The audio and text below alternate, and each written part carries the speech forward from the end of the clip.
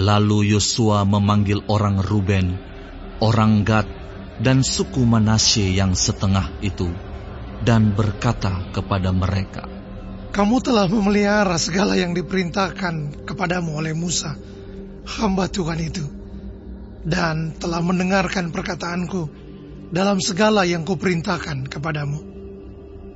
Kamu tidak meninggalkan saudara-saudaramu selama waktu ini sampai sekarang, tetapi kamu setia memelihara perintah Tuhan Allahmu kepadamu. Tetapi sekarang Tuhan Allahmu telah mengaruniakan keamanan kepada saudara-saudaramu, seperti yang dijanjikannya kepada mereka. Oleh sebab itu, pulanglah ke kemahmu, ke tanah milikmu, yang telah diberikan kepadamu oleh Musa, hamba Tuhan itu, di seberang Yordan. Hanya lakukanlah dengan sangat setia perintah dan hukum yang diperintahkan kepadamu oleh Musa, hamba Tuhan itu, yakni mengasihi Tuhan Allahmu, hidup menurut segala jalan yang ditunjukkannya, tetap mengikuti perintahnya, berpaut padanya, dan berbakti kepadanya dengan segenap hatimu dan dengan segenap jiwamu." Lalu Yosua memberkati mereka dan melepas mereka pergi. Maka pulanglah mereka ke kemah mereka. Kepada suku Manasye yang setengah telah diberikan Musa bagian mereka di Basan. Kepada suku yang setengah lagi telah diberikan Yosua bagian mereka di antara saudara-saudara mereka di sebelah barat sungai Yordan. Lagipun ketika Yosua melepas mereka pergi ke kemah mereka, setelah memberkati mereka, maka ia berkata kepada mereka demikian, "Pulanglah ke kemahmu dengan kekayaan yang banyak, dan dengan sangat banyak ternak, dengan perak, emas, tembaga, besi, dan dengan pakaian yang sangat banyak.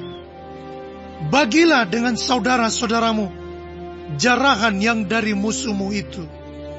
Maka pulanglah Bani Ruben, Bani Gad, dan suku Manasye yang setengah itu, dan mereka pergi meninggalkan orang Israel, keluar dari Silo di tanah Kanaan untuk pergi ke tanah Gilead, tanah milik mereka yang didiami mereka, sesuai dengan titah Tuhan dengan perantaraan Musa. Ketika mereka sampai ke Gelilot pada sungai Yordan, yang di tanah Kanaan, maka Bani Ruben, Bani Gad, dan suku Manasye yang setengah itu mendirikan mezbah di sana, di tepi sungai Yordan, mezbah yang besar bangunannya. Lalu terdengarlah oleh orang Israel itu cakap orang, "Telah didirikan mezbah oleh Bani Ruben, Bani Gad, dan suku Manasye yang setengah itu. Mezbah menghadap ke tanah Kanaan, di Gelilot pada sungai Yordan, di sebelah wilayah orang Israel." Ketika hal itu terdengar oleh orang Israel, berkumpullah segenap umat Israel di Silo untuk maju memerangi mereka. Kemudian orang Israel mengutus kepada Bani Ruben, kepada Bani Gad, dan kepada suku Manasye yang setengah itu ke tanah Gilead, Imam Pinehas bin Eleazar, dan bersama-sama dengan dia 10 pemimpin, yakni seorang pemimpin kaum keluarga sebagai wakil tiap-tiap suku Israel.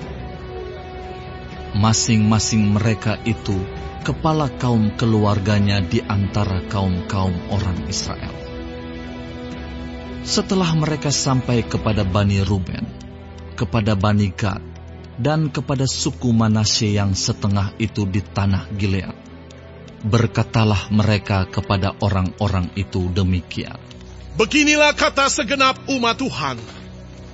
Apa macam perbuatanmu yang tidak setia ini terhadap Allah Israel, dengan sekarang berbalik daripada Tuhan dan mendirikan mezbah bagimu, dengan demikian memberontak terhadap Tuhan pada hari ini? Belum cukupkah bagi kita noda yang di Peor itu? yang daripadanya kita belum mentahirkan diri sampai hari ini, dan yang menyebabkan umat Tuhan kena tulah. Sehingga kamu berbalik pula sekarang ini membelakangi Tuhan. Jika kamu hari ini memberontak terhadap Tuhan, maka besok Ia akan murka kepada segenap umat Israel. Akan tetapi jika sekiranya tanah milikmu itu najis, marilah menyeberang ke tanah milik Tuhan, tempat kedudukan kemah suci Tuhan, dan menetaplah di tengah-tengah kami. Tetapi janganlah memberontak terhadap Tuhan, dan janganlah memberontak terhadap kami, dengan mendirikan mezbah bagimu sendiri, selain dari mezbah Tuhan Allah kita. Ketika Akan bin Zerah berubah setia dengan mengambil barang-barang yang dikhususkan, bukankah segenap umat Israel kena murka? Bukan orang itu saja yang mati karena dosanya. Lalu jawab Bani Ruben, Bani Gad, dan suku Manasye yang setengah itu, katanya kepada para kepala kaum-kaum orang Israel, Allah segala Allah, Tuhan, Allah segala Allah, Tuhan, Dialah yang mengetahui, dan patutlah orang Israel mengetahuinya juga. Jika sekiranya hal ini terjadi dengan maksud memberontak atau dengan maksud berubah setia terhadap Tuhan, biarlah, jangan Tuhan selamatkan kami pada hari ini.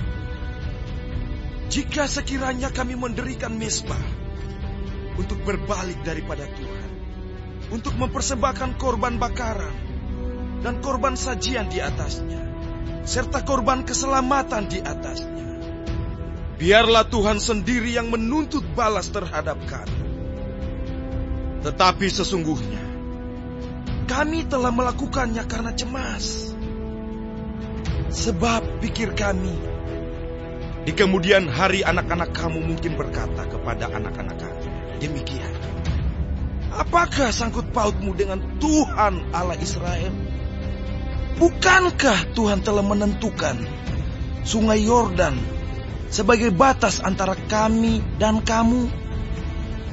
Hai orang Bani Ruben dan Bani Gad, kamu tidak mempunyai bagian akan Tuhan. Demikianlah mungkin anak-anak kamu membuat anak-anak kami berhenti daripada takut akan Tuhan.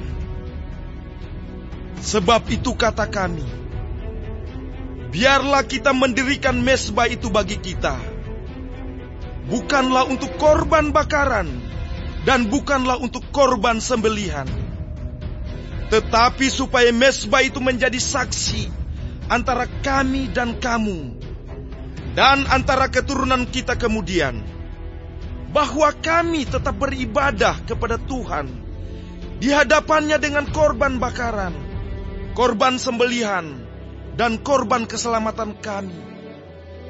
Jadi, tidaklah mungkin anak-anak kamu di kemudian hari berkata kepada anak-anak kami, kamu tidak mempunyai bagian pada Tuhan. Lagi kata kami, apabila di kemudian hari demikian dikatakan mereka kepada kita dan kepada keturunan kita, maka kita akan berkata, tengoklah bangunan tiruan mezbah Tuhan itu yang telah dibuat oleh nenek moyang kami, bukan untuk korban bakaran dan bukan untuk korban sembelihan, tetapi mezbah itu menjadi saksi antara kami dan kamu. Jauhlah daripada kami untuk memberontak terhadap Tuhan dan untuk berbalik daripada Tuhan pada hari ini dengan mendirikan mezbah untuk korban bakaran, korban sajian, atau korban sembelihan. Mezbah yang bukan mezbah Tuhan Allah kita yang ada di depan kemah sucinya. Setelah Imam Pinehas dan para pemimpin umat, serta para kepala kaum-kaum orang Israel yang bersama-sama dengan dia, mendengar perkataan yang dikatakan oleh Bani Ruben, Bani Gad, dan Bani Manasye itu, maka mereka menganggap hal itu baik. Kemudian berkatalah Imam Pinehas bin Eleazar kepada Bani Ruben, Bani Gad, dan Bani Manasye, "Sekarang taulah kami bahwa Tuhan ada di tengah-tengah kita.